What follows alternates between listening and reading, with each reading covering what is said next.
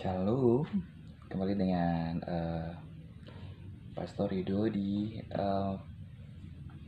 seminari sekolah mengubah paradigma rohani. Hari ini saya mau bahas tentang apa sih yang lebih daripada kesembuhan.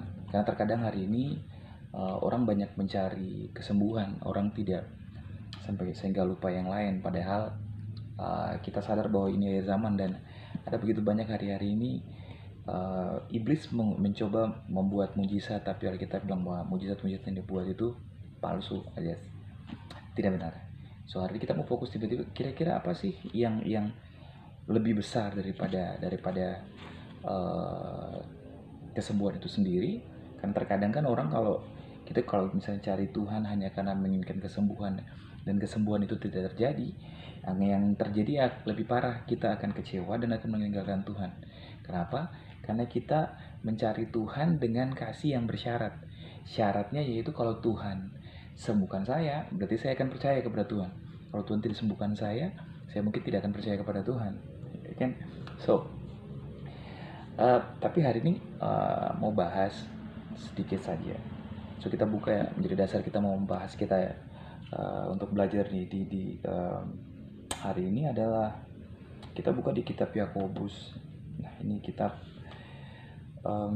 Yakobus pasal 5. Oke. Di sini kita akan baca di ayatnya yang ke 14. Kita fokus ayat 14 sampai 15. Oke. Yakobus pasal 5 ayat 14 dan 15. Firman Tuhan berkata seperti ini.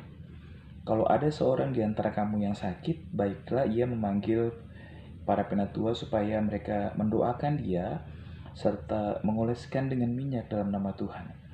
Dan ayat 15 berkata bahwa dan doa yang lahir dari iman akan menyelamatkan orang yang sakit itu, dan Tuhan akan membangunkan dia, dan jika ia telah berbuat dosa maka dosanya akan diampuni. Perhatikan di ayat 15, dia berkata bahwa firman Tuhan berkata dan doa yang lahir dari iman akan menyelamatkan orang sakit itu. Firman Tuhan berkata bahwa akan menyelamatkan dan bukan menyembuhkan. Kenapa? Karena buat Tuhan lebih penting adalah keselamatan daripada kesembuhan. Buat apa orang selamat tapi nggak disembuhkan? Akan lebih baik kalau misalnya dia sudah disembuhkan, dia diselamatkan dan disembuhkan.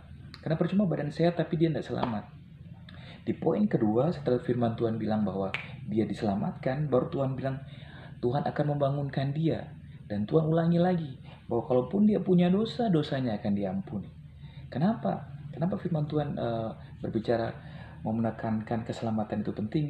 Bahwa karena tanpa ini Tuhan ingin membuka satu hal bahwa keselamatan itu lebih penting daripada sekedar mujizat. Amin. Karena hari-hari ini juga iblis sedang di akhir zaman, iblis sedang mencoba melakukan banyak mujizat. Bahkan firman Tuhan berkata bahwa mujizat-mujizat yang besar tapi semuanya itu palsu, Alkitab berkata.